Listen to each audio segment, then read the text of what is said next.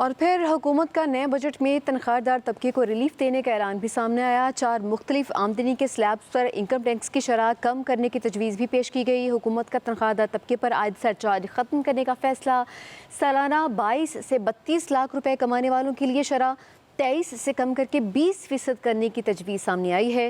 ادھر بجٹ میں ٹیکس کی شرحیں تو کم کر دی گئی، مگر تنخواہ دار طبقے کے لیے اثر ریلیف کا فیصلہ اب اعداد و شمار نہیں بلکہ بازار کی مہنگائی کرے گی۔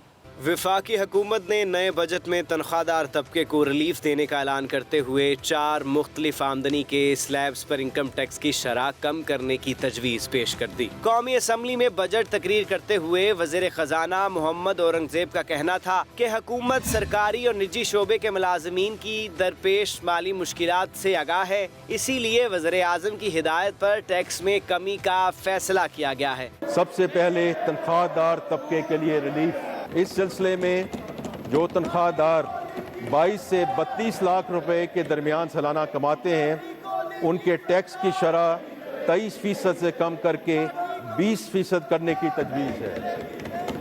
32 سے 41 لاکھ روپے کے درمیان آمدن والے تنخواہ داروں کے لیے ٹیکس کی شرح 30% سے کم کر کے 25% کرنے کی تجویز ہے۔ سالانہ 22 سے 32 لاکھ روپے آمدن والوں کے لیے ٹیکس کی شرح 23% سے کم کر کے 20%، جبکہ 32 سے 41 لاکھ روپے کمانے والوں کے لیے 30% سے کم کر کے 25% کرنے کی تجویز دی گئی۔ 41 سے 56 لاکھ روپے آمدن والوں کے لیے ٹیکس 35% سے کم کر کے 29% اور 56 سے 70 لاکھ روپے سالانہ تنخواہ پانے والوں کے لیے 35% سے کم کر کے 32% کرنے کی تجویز دی گئی۔ ماہرین کے مطابق ان اقدامات سے تنخواہ دار طبقے پر ٹیکس کا بوجھ کچھ حد تک کم ہو سکتا ہے اور ان کی قابل استعمال آمدن میں اضافہ ہو سکتا ہے۔